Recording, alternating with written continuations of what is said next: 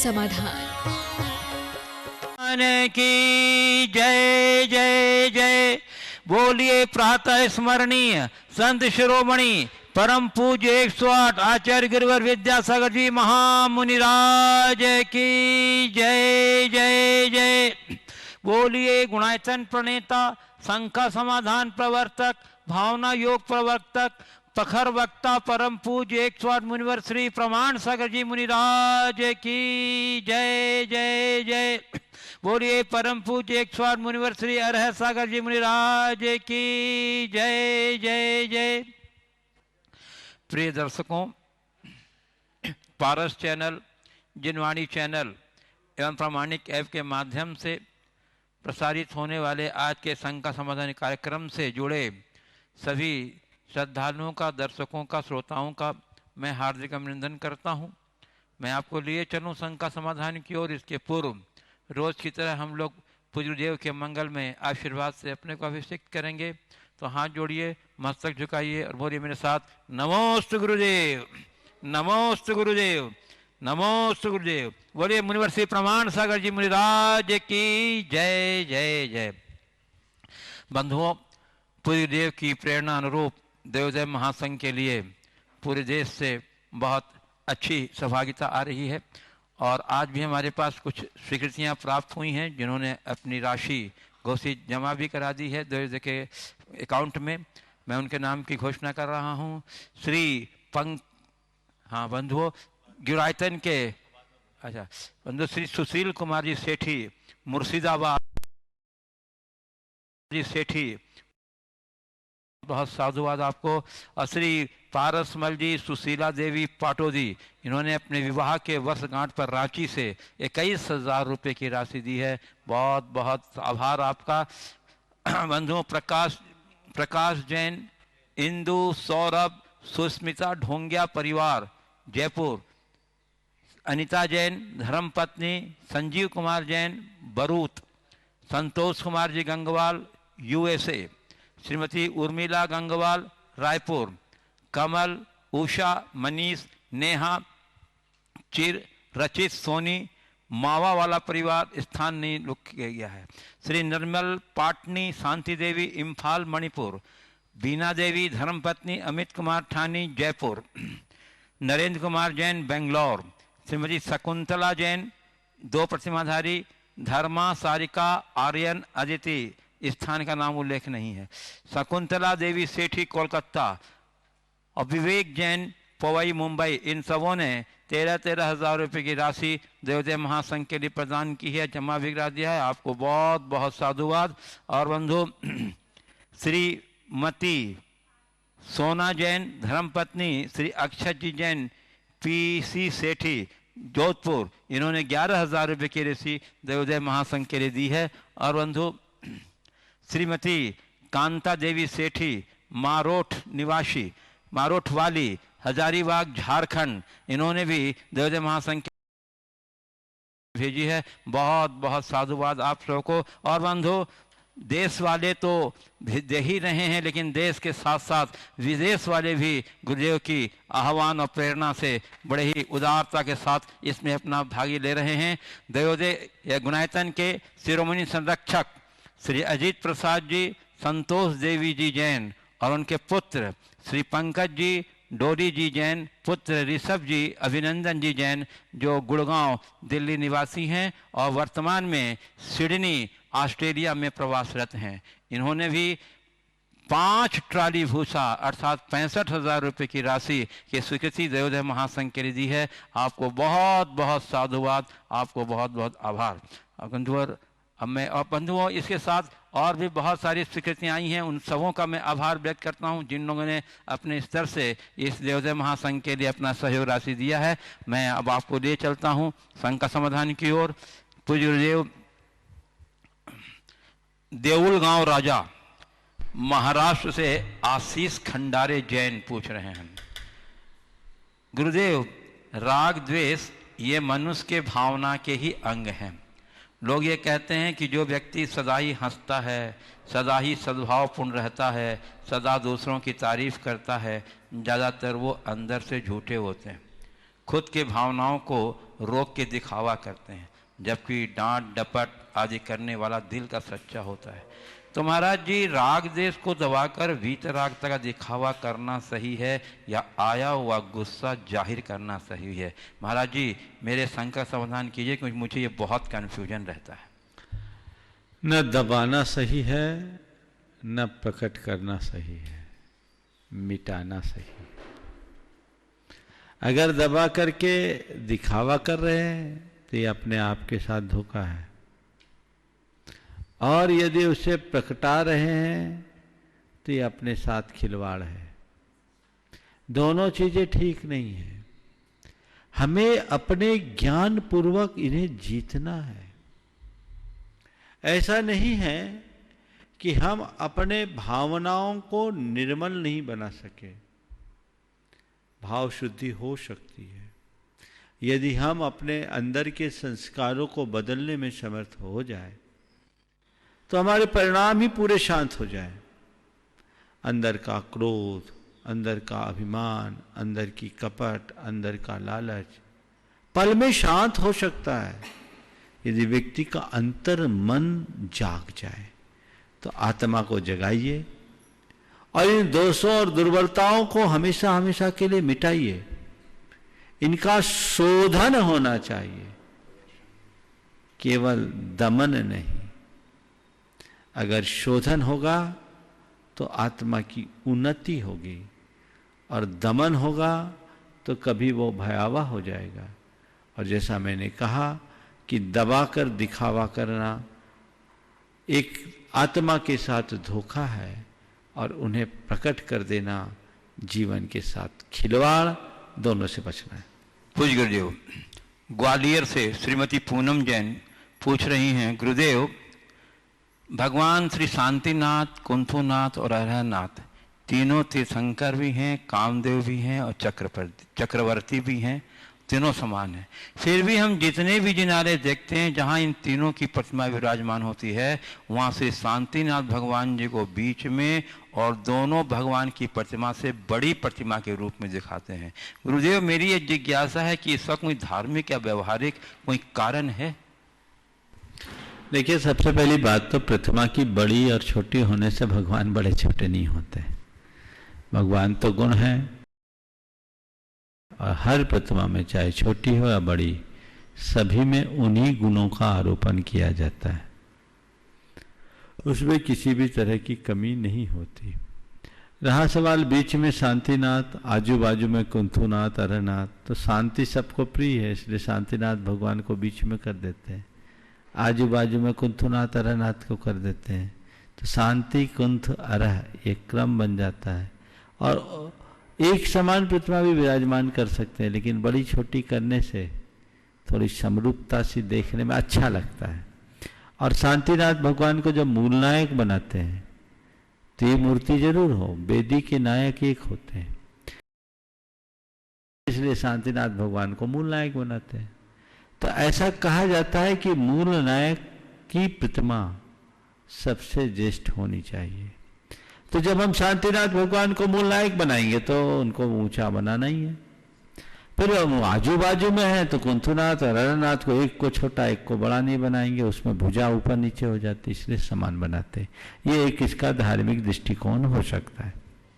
पूज्य गुरुदेव, नागपुर महाराष्ट्र से श्री अमित जैन पूछ रहे हैं, गुरुदेव, मेरी शंका यह है कि संसार में लोगों की अपनों से रिश्ते बराबर नहीं, मन में खट्टापन है, और भगवान से रिश्ते बनाने चले, मन में दुनिया भर का पाप है, और मंदिरों में पूजा करके अपने आप को पुण्यात्मा धर्मात्मा समझ रहे। तो महाराज जी, ऐसे लोगों का पूजा करना क्या उचित है जब तक मन में पाप है और अपनों से बैर है? मन में पाप है, अपनों से पैर है, और भगवान की पूजा रचाने चले, क्या इनका पूजा करना सार्थक है? देखिए, मेरा ये कहना है, अगर किसी के मन में पाप है, बैर है, और उसके बाद भी वो पूजा कर रहा है, तो हमें क्या बुरा है? कम से कम जितनी देर वो पूजा कर रहा उतनी देर तो शांति है।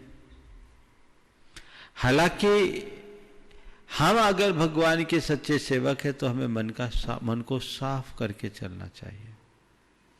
मन में किसी प्रकार का विकार उत्पन्न नहीं होना देना चाहिए, क्योंकि मन को मलिन करके भगवान का भक्त बनना, कहते वंचक भक्त कहाए राम के,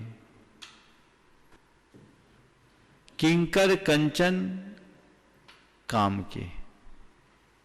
किंकर कंचन काम के। तो जो भक्त तो राम का कहा रहा है और किंकर हो रहा है किंकर कंचन कोह काम के। कंचन क्रोध और काम का किंकर बना हुआ है, वो एक प्रकार का वंचक है। हमें ऐसी आत्मवंचना से बचना चाहिए। जहां तक ऐसे लोगों के प्रति हमारा दृष्टिकोण क्या हो, हम उनके धर्म को गलत ना कहें, उनके मन के जो दोहरेपन है उससे गलत कहें। एक बार एक भाई ने मुझसे कहा कि महाराज, हमारे पिताजी रोज 3 घंटा मंदिर में पूजा करते हैं। जितनी देर मंदिर में रहते हैं वहां तो कुछ और होते हैं, घर आते हैं तो बिल्कुल उनका रूप ही कुछ और बदल जाता है, बहुत गुस्सा करते हैं। महाराज इनको मंदिर जाना चाहिए क्या? हमने कहा भगवान से प्रार्थना करो 3 घंटे की जगह 6 घंटे मंदिर में रहे। बोले क्यों? बोले जितनी देर वो मंदिर में आएंगे उतनी देर तेरे घर में शांति रहेगी। तो ये भी एक दृष्टि है, इसलिए ऐसे दृष्टि को देख करके चलना चाहिए। कई बार लोग इस तरह की बातें करते हैं कि 70 चूहे खाकर बिल्ली चली हज को। अरे भैया ठीक है, 70 खाई, हज को ही तो जा रही है, अब चूहा खाने तो नहीं जा रही। स्वागत करो। अरे कहावत है 70 भी है 900 है, जितते हैं। कहावत है, सवाल चूहा खाकर हज को जा रही है तो हज को जा रही है ना, अब चूहे को खाने तो नहीं जा रही। इसलिए धर्म के संदर्भ में हमेशा सकारात्मक बनो, दूसरों के लिए सकारात्मक, और खुद के लिए अपना अंतर्विश्लेषण करके रंच मात्र भी कमी हो तो उसे दूर करने के लिए प्रयत्नशील रहे। पूज्य गुरुदेव, बेंगलोर कर्नाटक से तरंग जैन पूछ रहे हैं, गुरुदेव आपके द्वारा सुबह षट्लेशाओं का वर्णन किया जा रहा है जो बहुत मार्मिक और अनुसरण करने वाला है। महाराज जी, मेरी शंका ये है कि जब कोई व्यक्ति बहुत अत्याचार, अनाचार, अन्याय जो कि कभी परिवार, समाज या अन्य लोगों के द्वारा किया जाता है, सहन करता रहता है, लेकिन जब उसका धैर्य समाप्त हो जाता है, सहने की पराकाष्ठा हो जाती है, तब वह उसका विरोध करता है। अधिकांशतः वह विरोध क्रोध के रूप में प्रकट होता है और कभी कभी कुछ अनर्थ भी हो जाता है। तो ये किस लेस्य का विषय है और उस व्यक्ति को किस तरह अपने परिणाम संभालने चाहिए, और सहन करने की पराकाष्ठा को पार न कर सके तब इस तरह का बर्ताव कर रहा हो तो उसे किस तरह से प्रतिकार करना चाहिए? देखिए, लेशाओं की जब बात मैंने की, ये हमारे भावों के रंगों की अभिव्यक्ति, लेकिन भाव से ऊपर है हमारा अभिप्राय। भाव तो हमारी एक विचारधारा का प्रतीक है, लेकिन इससे ऊंचा है अभिप्राय। कई बार अच्छे अभिप्राय से हमें बुरी प्रवृत्ति भी करनी पड़ती है। जैसे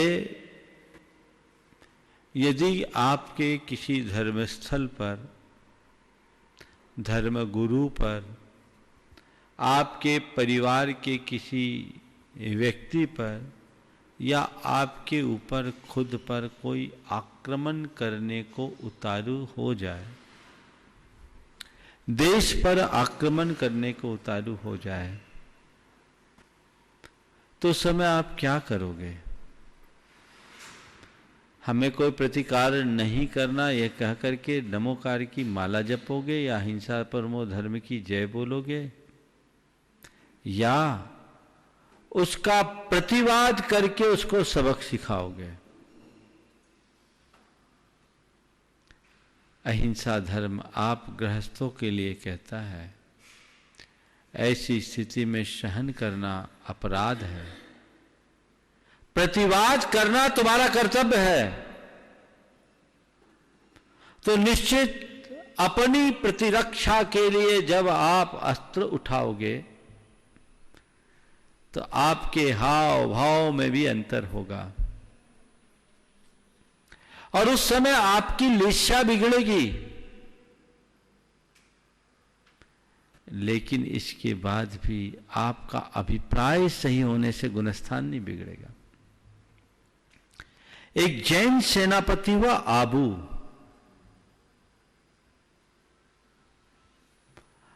वो अपने महाराणा के पक्ष में लड़ रहा था और लड़ते समय जब प्रतिक्रमण का समय होता, पूरा श्रावक था, प्रतिक्रमण का समय होता तो प्रतिक्रमण भी करने लगता। महारानी के पास बात गई कि ये युद्ध क्या लड़ेगा, ये तो एक इंद्रिय से क्षमा मांगता हूं, 2 इंद्रिय से क्षमा मांगता हूं, 3 इंद्रिय से क्षमा मांगता हूं, 4 इंद्रिय से क्षमा मांगता हूं, 5 इंद्रिय से क्षमा मांगता हूं, सबसे क्षमा मांगता हूं। ये क्या युद्ध लड़ेगा? महारानी बुलाई, मैंने तुम्हारे पराक्रम की कथाएं तो बहुत सुनी, लेकिन युद्ध के मैदान में ये आलाप क्या? बोला, महारानी मैं जैन श्रावक हूं, ऐसे तो मैं एक इंद्रिय से भी प्रेम पूर्ण संबंध बना के रखना चाहता हूं और उसके प्रति होने वाली गलती के प्रति मैं क्षमा भाव रखता हूं, लेकिन युद्ध के मैदान में यदि कोई शत्रु हमारे सामने आकर के खड़ा होता है तो मैं धरती को रुंड मुंड से पाट देने में समर्थ रखता हूं। और हाथ में तलवार लेकर उसने ऐसी विजय प्राप्त की जो इतिहास की अमर गाथा बन गई। तो ये क्या हुआ? ऐसे व्यक्ति का व्यवहार थोड़ा गलत दिख रहा है तो भी अभिप्राय सही है। अभी आप लोगों ने रामायण देखी, रामचंद्र जी या लक्ष्मण ने जब अपने प्रतिपक्षी योद्धा पर आक्रमण किया तो उस समय थोड़ा क्रोध तो आएगा, लेकिन ये क्रोध के लिए क्रोध नहीं था, ये एक विरोधी हिंसा का रूप था। तो ये बात बहुत अच्छे से समझने की है। अच्छे अभिप्राय से यदि भाव स्तर में कुछ कमी हो जाए तो वो बुरी नहीं मानी जाती। जैसे कभी कभी गुरु शिष्य को डांट लगाते हैं, उसके पीछे शिष्य को अपमानित करना, हतोत्साहित करना लक्ष्य नहीं है। गुरु का एक ही उद्देश्य होता है कि ऐसा किए बिना शिष्य का निर्माण नहीं होगा। गुरु कुम्हार, शिष्य कुंभ है, गल गल कारे खोट और अंतर हाथ संभार के बाहर मारे चोट। तो जिसको केवल ऊपर की चोट दिख रही है उसको गुरु में खोट दिखेगी, लेकिन जो जान रहा है कि गुरु का अभिप्राय क्या, अंदर हाथ संभाले हुए है, वो हमेशा गुरु के प्रति समर्पित हो जाएगा। तो हमें कोई भी कार्य है उसके उद्देश्य को देखना चाहिए, स्वरूप को देखना चाहिए, तब परिणाम को देखना चाहिए। स्वरूप क्या है ये सेकेंडरी है, उद्देश्य क्या है ये प्रमुख है। मां अगर दूध पीते बच्चे को पतला पानी मिला करके दूध दे रही है तो पानी मिलाया हुआ दूध देखने में अच्छा नहीं है, उसका स्वरूप ठीक नहीं, पर मां का उद्देश्य सही है और परिणाम भी सही है। और वही मां अगर 20 साल के जवान बेटे को जो पहलवानी करता है, पानी वाला दूध दे तो गड़बड़ हो जाएगा, उसे तो रबड़ी खिलानी पड़ेगी। तो उद्देश्य के साथ स्वरूप जुड़ा है और उसी के अनुरूप परिणाम होता है।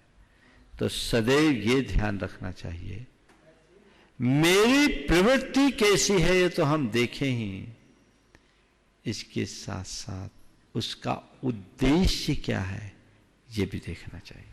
तो गुरुदेव, नरियावली, सागर, मध्य प्रदेश। नरियावली, हाँ वही तो बोला, नरियावली बोलो। हाँ चलो, नरियावली। हाँ। नरिया नहीं, नरियावली। चलो, अच्छा, नरियावली। हाँ, हाँ। ठीक है, नरियावली। हाँ। मध्य प्रदेश, सागर में, वहीं से हो क्या है अपन। हाँ बोलो। शेषांश जैन, हजारी पत्रकार, पूछ रहे गुरुदेव, मैंने विद्योदय मूवी देखी और उसमें देखा कि आपने आचार्य श्री से पूछा था कि गुरुदेव, आचार्य श्री ज्ञान सागर जी महाराज की समाधि होने पर आपको कैसा लगा? तो उन्होंने उत्तर दिया, मुझे बहुत अच्छा लगा। तो आपने फिर कहा, क्या आपको ऐसा नहीं लगा कि आपके शीश के ऊपर से बहुत बड़ा हाथ उठ गया? उन्होंने कहा, प्रमाण सागर जी, निरंथ लिंगो निरावेखो। तो गुरुदेव, मेरा प्रश्न ये है कि जो उन्होंने कहा निर्गंथ लिंगो निरावेखो, उसका क्या तात्पर्य है और यह सुनकर आपके अंतरंग में कैसी प्रतिक्रिया हुई? देखिए, बड़ी प्रसन्नता है कि जिनवानी चैनल के माध्यम से पूरे देश के लोगों ने विद्योदय फिल्म को देखी और ये लैंडमार्क प्रोडक्शन के द्वारा, जिसमें विधि काशलीवाल है, एक अभिनव प्रयोग किया। उस बहन ने अपने श्रम से और अपने संसाधन से गुरुदेव के चरणों में ये श्रद्धा सुमन अर्पित की। उनके 50वें संयम स्वर्ण महोत्सव के अवसर पर हमें सबसे पहले तो लैंडमार्क फिल्म जो प्रोडक्शन ग्रुप है उसको साधुवाद देना चाहिए, खासकर विधि को, उसके भाई को और उनके माता पिता परिवार को। ये एस कुमार ग्रुप का है, विधि काशलीवाल उनकी पोती है और ये पूरा कार्य की, बहुत अच्छा कार्य किया है और ये फिल्म लोगों के जीवन को बदलने वाला है। आचार्य श्री के व्यक्तित्व एवं कृतित्व को रेखांकित करते हुए उन्होंने जिस तरीके से इसे प्रदर्शित किया बहुत अच्छा है। पहले बड़े बड़े पर्दों पर दिखाया जाता था, अब ये चैनल के माध्यम से सब तक गया है। ये बहुत अनुकरणीय प्रयास है और मैं सबसे कहूँगा कि इसे जन जन तक पहुँचाए। हर बच्चे, हर बड़े को, जैन को, अजैन को दिखाएं ताकि वे इसे देख कर कुछ प्रेरणा पा सके। पारस में भी आ रहा है, कब आएगा? चलिए, पारस में भी आ रहा है ऐसा बता रहे हैं, बहुत अच्छी बात है। ये प्रयास होना चाहिए। पारस जिनवानी चैनल दोनों इसके लिए साधुवाद के पात्र हैं। तो आपने जो संदर्भ कहा, गुरुदेव ने कहा था, ये कुंडलपुर की बात है और मैंने वो संस्मरण वहाँ बोला है। उसने काफ़ी मुझसे इस विषय में परामर्श भी लिया और उसमें बीच बीच में कई बार मेरा वक्तव्य है। गुरुदेव ने जो कहा था निगंथ लिंगो निरावेखो का तात्पर्य ये है, निर्गंथ लिंग ये दिगंबर मुद्रा निरावेख, निरपेक्ष होती है। इसमें किसी की अपेक्षा नहीं रखना। यदि तुम किसी से ज्यादा अटैच होकर के जियोगे तो अपने मूल उद्देश्य से बहुत दूर हो जाओगे, वो आकुलता होगी। सबके साथ रहो लेकिन स्वयं में रमो। और गुरुदेव के जीवन में ये बात पूरी तरह चरितार्थ होती है। ज्ञान सागर जी महाराज जो उनके लिए सर्वस्व हैं, उनके प्रति श्रद्धा भक्ति आज भी है, पर मोह रंच मात्र भी नहीं। उन्होंने कहा था कि मुझे इस बात की प्रसन्नता हुई कि मैं अपने कर्तव्य में सफल हो गया और एक लंबे अंतराल के बाद पहली बार खुले में पाटा लगाकर छत पे आराम से सोया था, क्योंकि ज्ञान सागर जी की संलेखना की साधना काल में वे रात रात जाग कर उनकी सेवा करते थे। तो ये कर्तव्यनिष्ठ है। आपने पूछा आपको क्या लगा? मुझे एक बड़ी प्रेरणा मिली कि वाकई में मार्ग यही है, गुरु के प्रति श्रद्धा रखो, भक्ति रखो, मोह मत रखो, किसी से मत रखो, अपने शरीर को भी अपना मत मानो, तभी सच्चे अध्यात्म का आनंद मिल सकेगा। पूज्य गुरुदेव,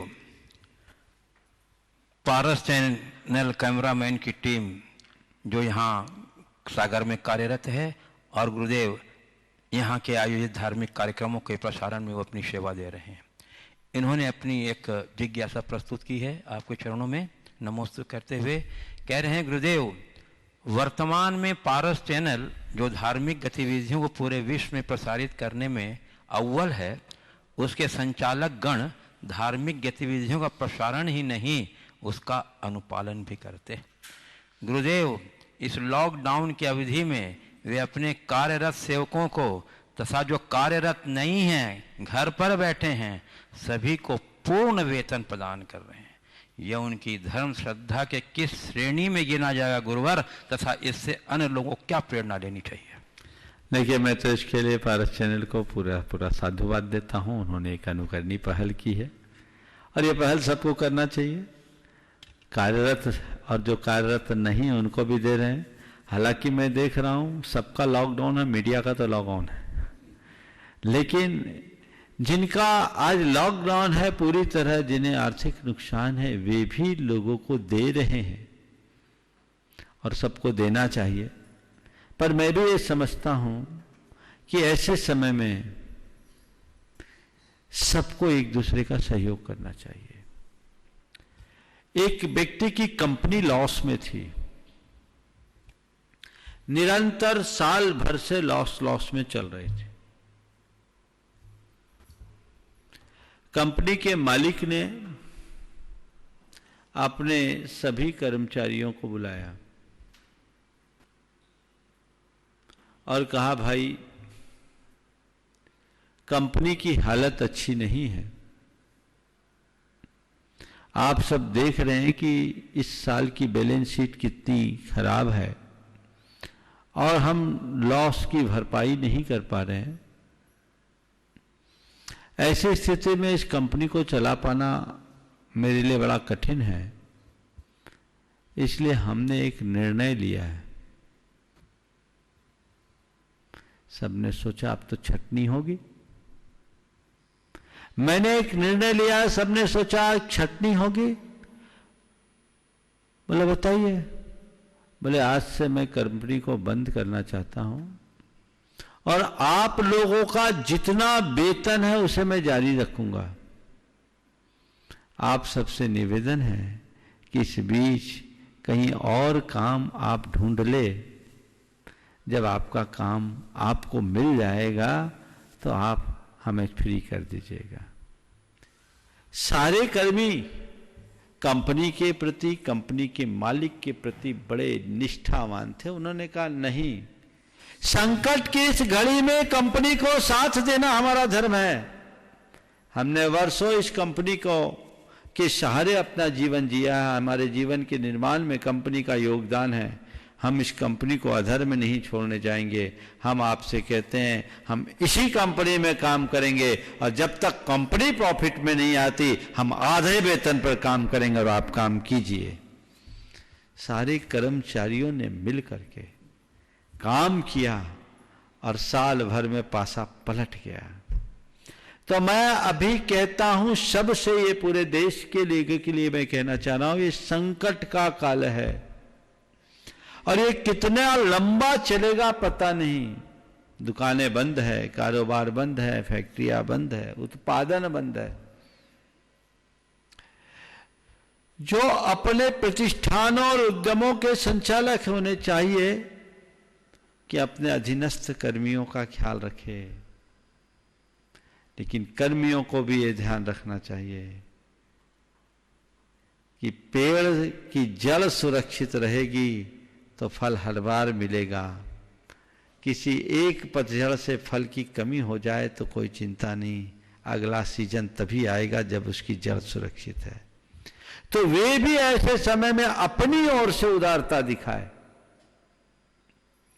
प्रायः बड़ी कंपनी के मालिक और उनके अधीनस्थ कर्मचारियों के मध्य बड़ा स्नेहपूर्ण संबंध नहीं रहता।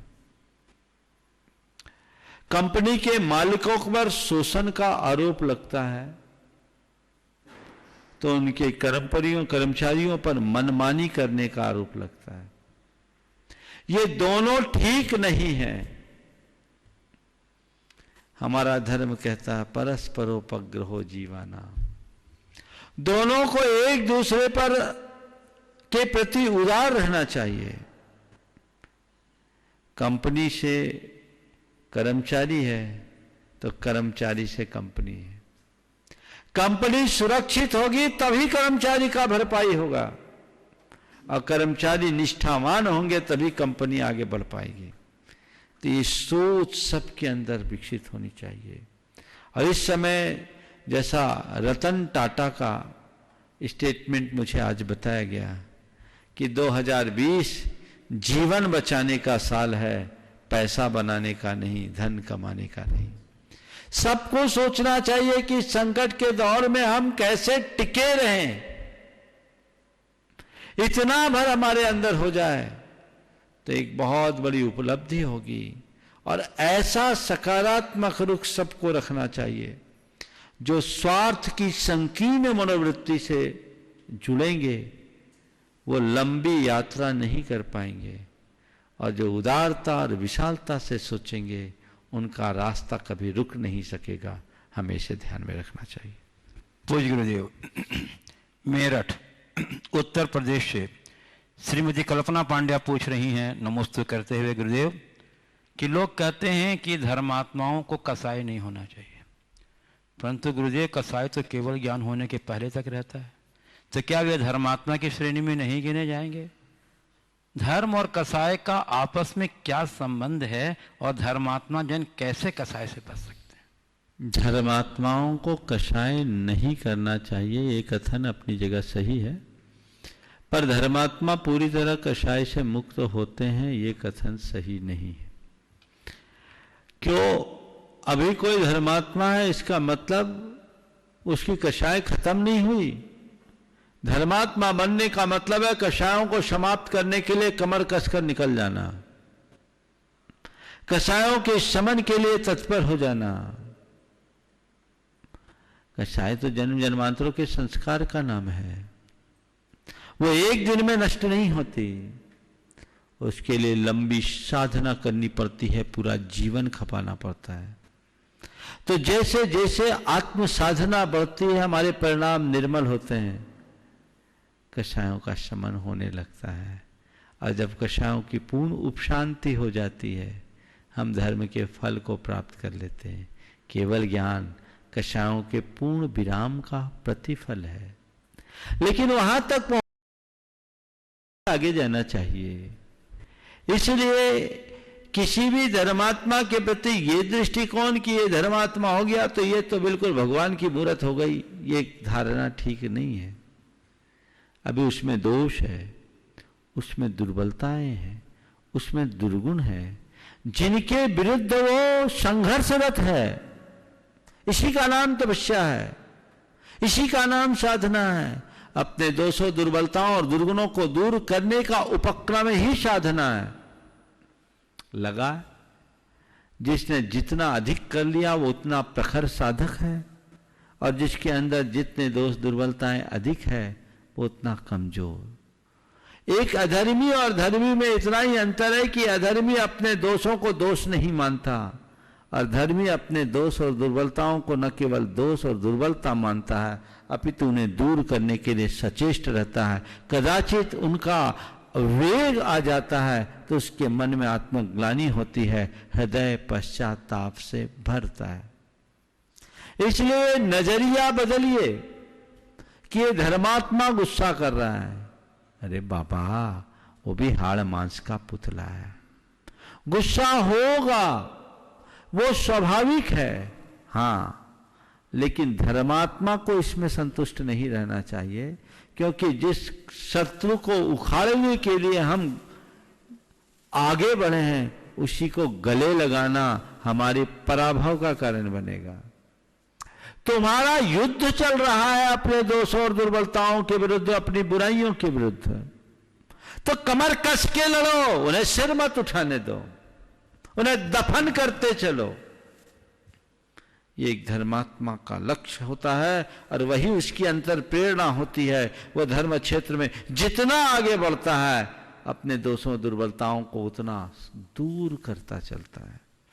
तो यदि मैं धर्मी हूं तो मुझे चाहिए कि दोषों को सिर उठाने का अवसर न दूं, उनके प्रति जागरूक रहूं, तत्पर रहूं, और कोई बुराई सिर उठाए उसके पहले उसके सिर को कुचल दूं। लेकिन जब मैं किसी दूसरे धर्मात्मा की तरफ देखूं, उसमें क्वचित कदाचित कोई दोष और दुर्बलता दिख जाए, तो यही सोचूं ये एक साधक है, चल रहा है, धीरे धीरे ये चीजें दूर होगी। ये नजरिया होना चाहिए, तभी आप धर्म का लाभ ले सकेंगे। एक सज्जन मुनि महाराज हो गए। अब उन्होंने 50 साल की उम्र में मुनि दीक्षा ली। स्वभाव उनका थोड़ा क्रोधी था, स्वभाव से ही क्रोधी थे। कुछ लोगों का स्वभाव होता भड़बड़िया। वैराग्य प्रबल था, ज्ञान भी था, और उससे प्रेरित होकर के उनने दीक्षा ले ली। तो एक दिन में दीक्षा लेने से तो ऐसा नहीं होगा कि चमत्कार हो जाए। स्वभाव तो जाता नहीं, कहा जाता नेचर और सिग्नेचर चेंज नहीं होता। अब महाराज थे तो वही, मुनि महाराज बन गए तो क्या हुआ, अंदर तो रंग वही था। अब वो गुस्सा आ गया उनको किसी बात को लेकर, क्षणिक होता था। तो कुछ लोगों ने कहा मुनि महाराज इतना गुस्सा करते, गुस्सा करने वाले मुनि होते हैं। मैंने कहा भैया मुनि महाराज को गुस्सा नहीं होता, लेकिन गुस्सा करने वाला मुनि महाराज बन सकता है। बात को ध्यान से सुनो। मुनि महाराज गुस्सा नहीं करते, पर गुस्सा करने वाले मुनि महाराज बन सकते हैं। ये बने। तुम इनके गुस्से को मत देखो, ये देखो कि इतना गुस्सा करने वाला भी मुनि बन सकता है। अब थोड़ा समय लगेगा। साधना में जैसे जैसे आगे बढ़ेंगे गुस्सा का शमन होगा, और यदि ये गुस्सा के शमन के लिए तत्पर है तो इनकी साधना का इनको मजा है, नहीं तो कोई मजा इनको हासिल नहीं होने वाला। इसलिए इनके प्रति नकारात्मक दृष्टिकोण नहीं रखो। सब तरह के साधु होते हैं, और तुम उनके बारे में सोचोगे, कदाचित उसको गुस्सा आया और मन में उनने पश्चाताप किया, आत्मग्लानि की, सारा पाप एक पल में साफ कर लेगा, और तुम उनके गुस्से को देखते हुए पाप बांधते रहोगे।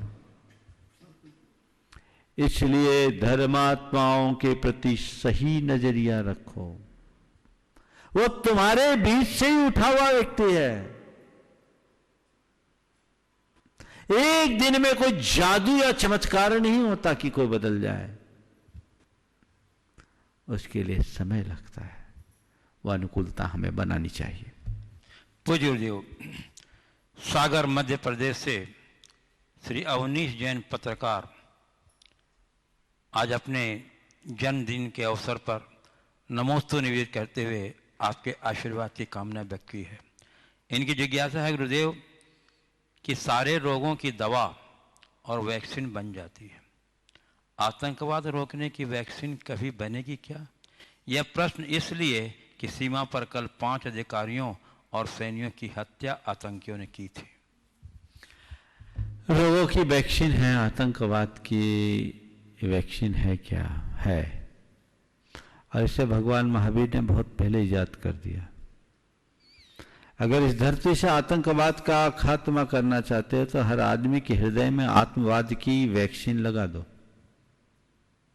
आत्मवाद, सर्वभूत आत्मवाद आ जाए, हर व्यक्ति के अंदर आत्मा की भावना आ जाए, आत्मोपम्य की उदार दृष्टि आते ही ये मेरा और ये पराया खत्म हो जाएगा। वसुधैव कुटुंबकम की भावना मन में जाग जाएगी। आत्मोपम्य की उदात्त भावना से हृदय में जो विशुद्धि उत्पन्न होगी उसकी कोई शानी नहीं होगी। जीवन में आमूलचूल परिवर्तन आ जाएगा। जरूरत है हम व्यक्ति के हृदय में प्राणी मात्र के प्रति प्रेम और मैत्री के संस्कारों का आरोपण करें। हर व्यक्ति के हृदय में ये बात बैठ जाए कि सबकी आत्मा एक सी है। जैसे मेरी आत्मा वैसे उनकी आत्मा है। जब मैं किसी को जीवन दे नहीं सकता तो जीवन लेने का मुझे क्या हक है? इस भावना का अगर हृदय में आरोपण हो जाए, जो एक प्रकार का आज की भाषा में आपके सवाल के अनुसार वैक्सीनेशन है। जिसके अंदर हो गया वो सपने में भी कभी हिंसा और हत्या के रास्ते को नहीं अपनाता, वो आतंक और अपराध के पथ पर कभी नहीं बढ़ता। और जिसके अंदर ये नहीं है उसके हृदय में क्रूरता और कठोरता पलती रहती है। ऐसे लोग हिंसा और आतंक की पर्याय बन जाते हैं। पूज्य गुरुदेव, मिर्जापुर उत्तर प्रदेश से गुणायतन संरक्षक श्रीमती आशिका विकास जैन चरणों में कोटि कोटि नमन करते हुए पूछ रहे हैं, गुरुदेव आपने प्रवचन में भावों को नापने की प्रक्रिया बताई। एकांत में बैठकर अपने भावों को समझें। गुरुदेव मैंने प्रयास किया, लेकिन क्या बताऊं गुरुदेव, मन में विचार ही विचार आते रहे। कभी प्रवचन, कभी बातें, कभी दैनिक कार्य, भावों का तो पता ही नहीं चला। अब क्या करें, हम कैसे अपने भावों को समझें? देखिए, ये विचार कहीं न कहीं भाव से ही तो प्रेरित है। अपने भाव के स्तर को नापना है तो मैंने एक दिन कहा था, अपने सामायिक का तरीका बदलिए। सामायिक के लिए बैठिए, कॉपी पेन लिखिए और जो भाव आते जाए लिखते जाइए, जो विचार आते जाए लिखते जाइए। मैंने क्या किया, क्या करना है, जो देखते जाइए। और उसके बाद तटस्थ भाव से समीक्षा कीजिए और देखिए मेरे भावों का स्तर क्या है, किस तरह के विचार और भाव आ रहे हैं। आप नित्य कीजिए, आप देखिएगा आपके जीवन में बहुत बड़ा बदलाव आ सकेगा। तो विचार आ रहे, घबराइए नहीं, ये विचार सार्थक है। आप भाव का अर्थ क्या है, भाव की अभिव्यक्ति सदैव विचारों से होती है और कोई रास्ता नहीं है। तो मेरे मन में जो भाव आएगा उसको हमको प्रकट करने के लिए कोई ना कोई विचार, और विचार के लिए शब्द चाहिए जो उसकी अभिव्यक्ति होगी। आप लिखना शुरू कीजिए, बैठ जाइए 10-15 मिनट के लिए आंख बंद करके और फिर आंखें खोलिए, जो विचार आते जाए लिखते जाइए, लिखते जाइए, लिखते जाइए। इससे मन के अंतर विश्लेषण करने की बड़ी अनुकूलता मिलेगी और ये जीवन के रूपांतरण का एक बहुत अच्छा प्रयोग होगा। पूज्य गुरुदेव, दिल्ली से श्रीमती आशा जैन कह रही हैं, गुरुदेव जब से लॉकडाउन हुआ है मैं ऊर्जा प्रवाह कर रही हूँ, लेकिन जब मैं ऊर्जा प्रवाह करती हूँ तो जो आप गोल नीले रंग का सर्कल ऊपर बनाने को बताते हैं, जहाँ से ऊर्जा हमें आते हुए महसूस करनी है, वह नहीं हो पाता है। तो मैं उससे पजल हो जाती हूँ, मेरी कंसंट्रेशन में कमी आ जाती है। और जब ये हमारे सिर के ऊपरी भाग से हमारे शरीर में प्रवेश करती है तो हमें उस ऊर्जा को कैसे अपने अंदर प्रवेश करता हुआ महसूस करें, जैसे पहले सिर पर, फिर अपने आगे के अंगों में या पीछे रीढ़ की हड्डी में, हाथों और पैरों में कैसे महसूस करें? गुरुदेव इस समस्या का समाधान कीजिए। देखिए, ये तो केवल विजुलाइज करने की बात है। आपको चित्र जैसा दर्शाया जाता है उस चित्र की तरह सोचे कि ब्रह्मांड की सारी शक्तियाँ बादल के दल की तरह मेरे शीश पर इकट्ठी हो गई और बरसना शुरू कर रही। थोड़ा सा आंख बंद करेंगे, आप अपनी कल्पना को बढ़ाएंगे तो आप ऐसा महसूस करेंगे। और फिर न केवल महसूस करिए, न केवल कल्पना कीजिए, अपितु अपनी धारणा शक्ति के बल पर वैसा महसूस कीजिए। थोड़े दिन के अभ्यास से आप ऐसा महसूस कर सकते हैं।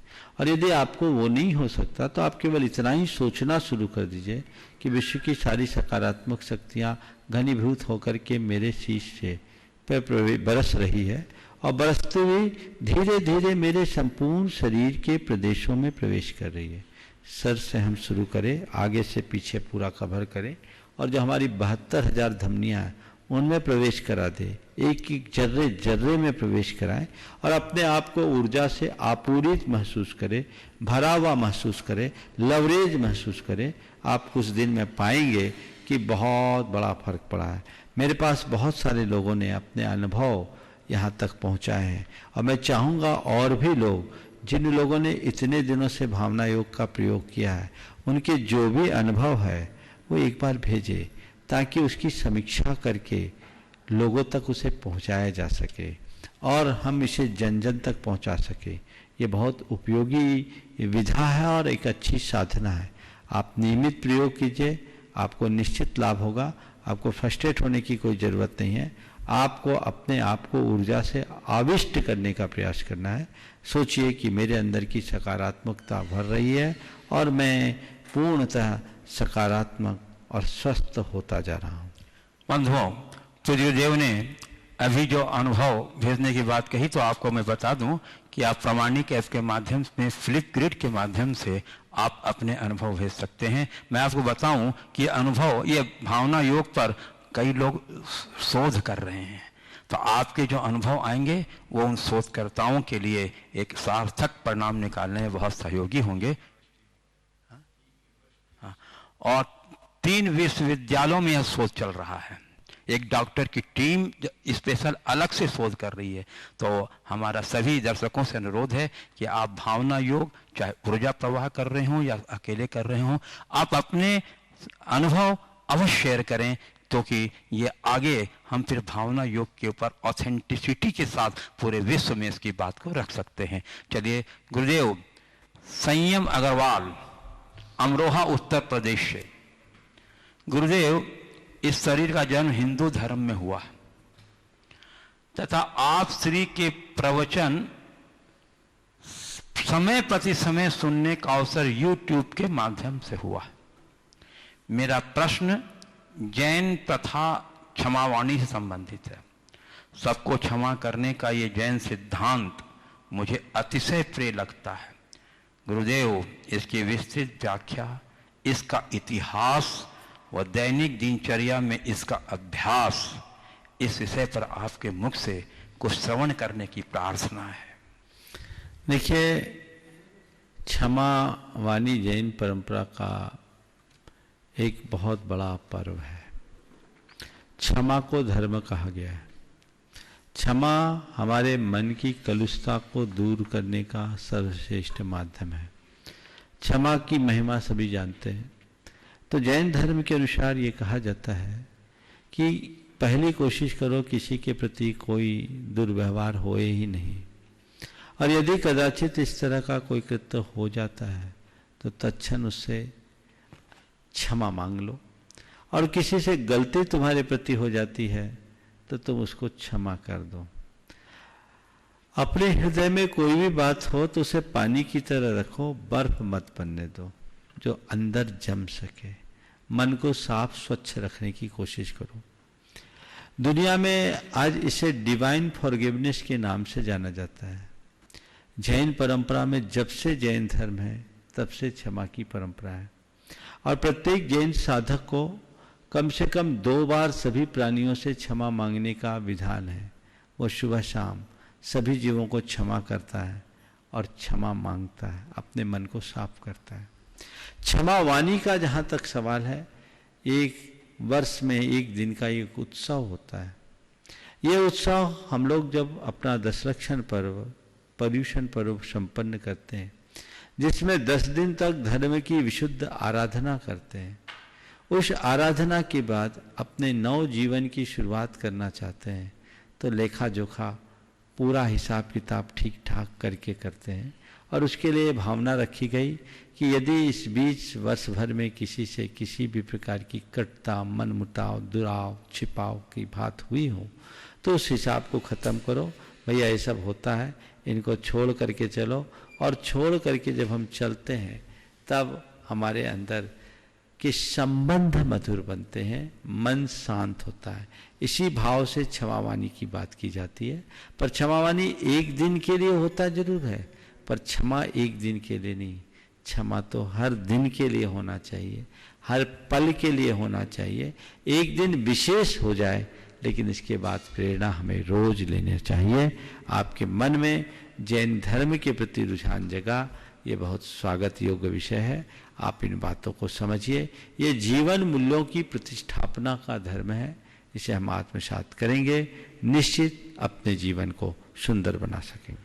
पूज्य गुरुदेव, कुआलालंपुर मलेशिया श्री ईशा जैन नमन करते हुए पूछ रही है, गुरुदेव मेरी बेटी के 5वें बर्थडे पर मैंने उसे नियम दिलवाया था, अगर कोई अड़चन ना आए तब 6ठे बर्थडे आने तक उसे भक्तामर स्तोत्र के 48 स्तोत्र कंठस्थ करूंगी और नियम पूरा होने पर मैं उसे गिफ्ट दूंगी। आज वो 5.5 वर्ष की हो गई है और उसने 30 स्तोत्र याद हो गया है गुरुदेव। पर जब भी वह स्वाध्याय करने बैठती है तब तब उसे वो गिफ्ट याद आता है और मुझसे कहती है कि मैं जल्दी कंप्लीट करूंगी तो उसे जल्दी से बड़ा गिफ्ट मिलेगा। महाराज जी, मेरा सवाल है कि क्या मैंने मेरी बेटी के मन में लोभ को उत्पन्न किया है या यह एक इंस्पायरेशनल फैक्टर समझना चाहिए? कृपया समझाएं। देखिए, अच्छे कार्य की प्रेरणा के लिए यदि थोड़ा सा अच्छे कार्य की प्रेरणा के लिए थोड़ा सा लोभ हो जाए तो ये गलत नहीं है, क्योंकि उसका उद्देश्य सही है और सही उद्देश्य से किए गए कार्य का परिणाम अच्छा होता है। आपने अपनी बच्ची के लिए इस भाव से प्रेरित किया, उसे प्रोत्साहन करने की दृष्टि से ठीक है, लेकिन इस लोभ को सात्विक दिशा देने का प्रयास, मैं आप सबसे कह रहा था कि इस लोभ को सात्विक दिशा देने का प्रयास करें।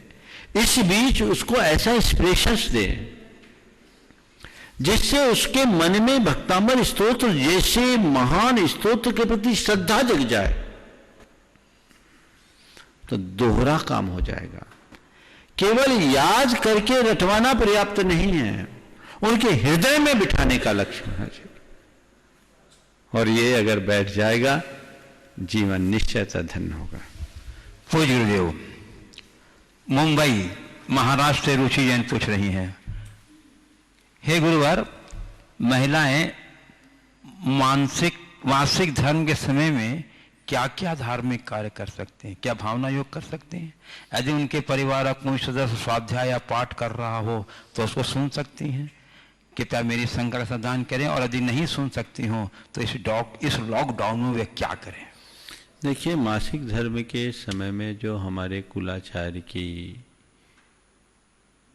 बातें बताई गई उनका पालन करना चाहिए, शुद्धता से रहना चाहिए, और ये एक प्रकार से महिलाओं के लिए विश्राम का दिन है, उन्हें पूर्ण विश्राम रखना चाहिए और उस दिन घरों का काम पुरुषों को करना चाहिए।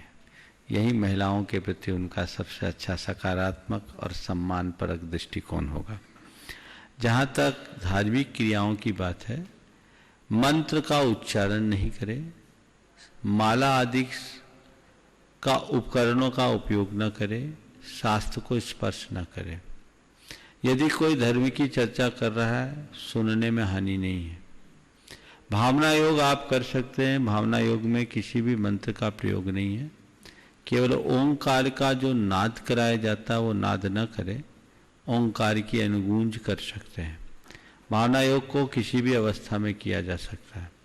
इसी तरह इन दिनों प्रवचन आदि जो टीवी में आते हैं उन्हें सुने, पर तस्वीर न देखें, पीछे से सुने, आवाज सुन सकते हैं। श्रवण का निषेध है, प्रवचन भी। तो चलो, ये मुझे अनुभव नहीं, जो हमारे घर की परंपरा उसके अनुरूप करना चाहिए। चलिए। पूज्य गुरुदेव, जोधपुर राजस्थान से ज्ञानेंद्र जैन पूछ रहे हैं, गुरुदेव, लोकाचार में शादी विवाह के मुहूर्त वो सावे देखे जाते हैं और उसी के अनुसार शादी विवाह कार्य बरसात की ऋतु से पहले और फिर बाद तक बंद रहता है। तर्क ये है कि देव सो गए हैं। तो महाराज जी, ये देव सोने का क्या लॉजिक है? और कहीं ऐसा तो नहीं कि पूर्व में नदी नाले रास्ते अवरुद्ध हो जाने के कारण जो व्यवस्था की गई हो तो वही अब देव सोने के नाम पे चली आ रही है? जैन धर्म के अनुसार हमारे देव हमेशा जागते रहते, नींद की बीमारी नहीं है उनको, सोने का काम तो आदमियों को है। इसलिए जैन धर्म के अनुसार देव सोने और जागने का कोई सवाल नहीं है। जहाँ तक वर्षा ऋतु में विवाह अधिक न करने की बात है, तो ये भी बहुत बात की परंपरा दिखती। भगवान नेमिनाथ की शादी तो सावन में ही तय हुई थी, हालांकि वो बिगड़ गई तो लगता है तभी से बंद हो गई हो कि सावन में विवाह किया, वो शादी करने गए और साधु बनकर निकल गए, मुहूर्त बिगड़ गया होगा। लेकिन ऐसा नहीं है। शादी विवाह आदि के कार्य बरसात में न करने के पीछे का मूल प्रयोजन मुझे ऋतु की अनुकूलता नहीं दिखती। ग्रह नक्षत्रों ये संचार को भी उसके साथ जोड़ा गया है और ये व्यवस्थाएं हैं, लेकिन अगर देखा जाए तो हर दिन मुहूर्त निकल सकता है।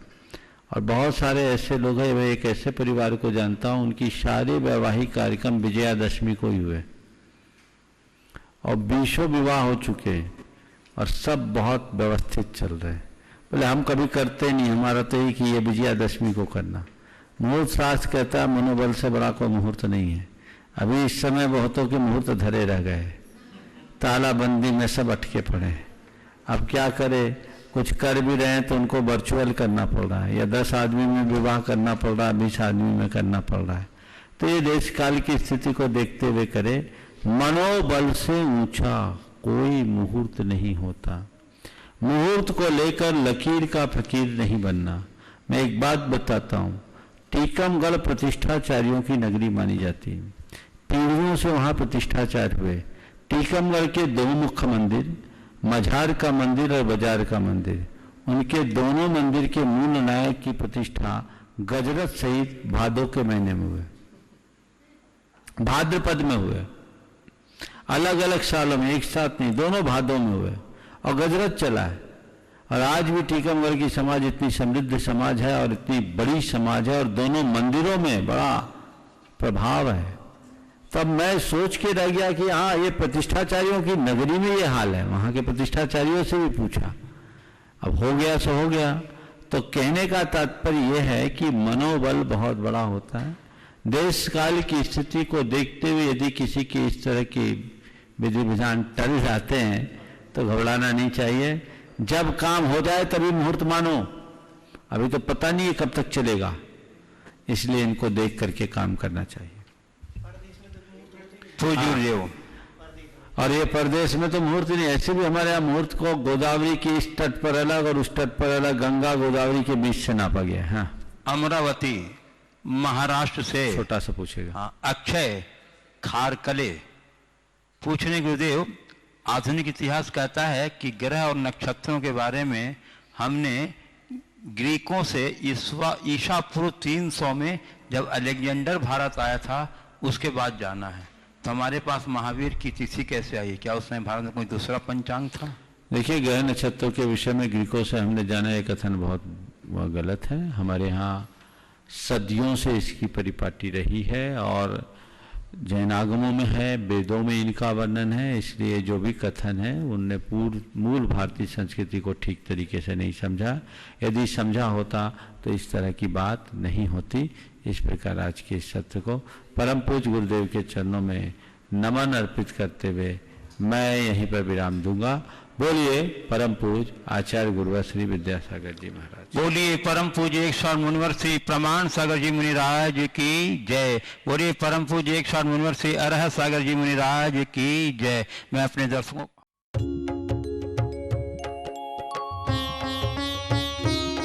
शंका समाधान